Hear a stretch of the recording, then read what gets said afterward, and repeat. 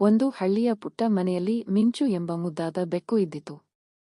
ಮಿಂಚುಗೆ ಹೊಸದೊಂದು ಆಸೆ, ಅಡುಗೆ ಕಲಿಯಬೇಕು. ಒಂದು ದಿನ ಬೆಳಿಗ್ಗೆ ಎದ್ದು ಅಡುಗೆ ಮನೆಗೆ ನುಗ್ಗಿತು. ಟೋಪಿ ಹಾಕಿಕೊಂಡು ಎಪ್ರನ್ ಕಟ್ಟಿಕೊಂಡು ಮಿಂಚು ಅಡುಗೆ ಪುಸ್ತಕ ಓದಿ ಪ್ರಾರಂಭಿಸಿತು. ಮೊದಲು ಟೊಮೆಟೊ ಸಾಸು ಮಾಡಲು ಯತ್ನಿಸಿತು.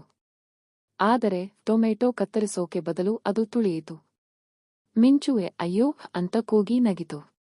ನಂತರ ಗೋಧಿಹಿಟ್ಟು ಹಾಕಿ ಚಪಾತಿ ಮಾಡುವ ಯತ್ನ, ಹಿಟ್ಟು ಕೈಗೆ ಅಂಟಿ ಸಿಕ್ಕಾಪಟ್ಟೆ ಗೆಜ್ಜಿ. ಬೆಕ್ಕು ಮುಖದ ಮೇಲೆ ಹಿಟ್ಟು ಸತ್ತಂತಾಗಿ ನಿಂತಿತು.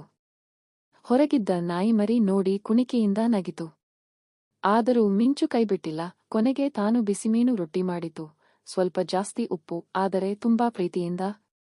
ಸಂಜೆಗೆ ಮಿಂಚು ತನ್ನ ಕೈಯಿಂದ ತಯಾರಿಸಿದ ತಿಂಡಿಯನ್ನು ತಿನ್ನಲು ಬಲೆಗೆ ಕುಳಿತಿತು. ಮೊದಲ ಬಾಯ್ತಿಂದಲೇ ಮ್ಯಾವ್, ಸ್ವಲ್ಪ ಬಿಸಿ. ಆದರೂ ಚೆನ್ನಾಗಿದೆ ಎಂದು ಸಂತೋಷದಿಂದ ಚಪ್ಪಾಳೆ ಹೊಡೆದಿತು.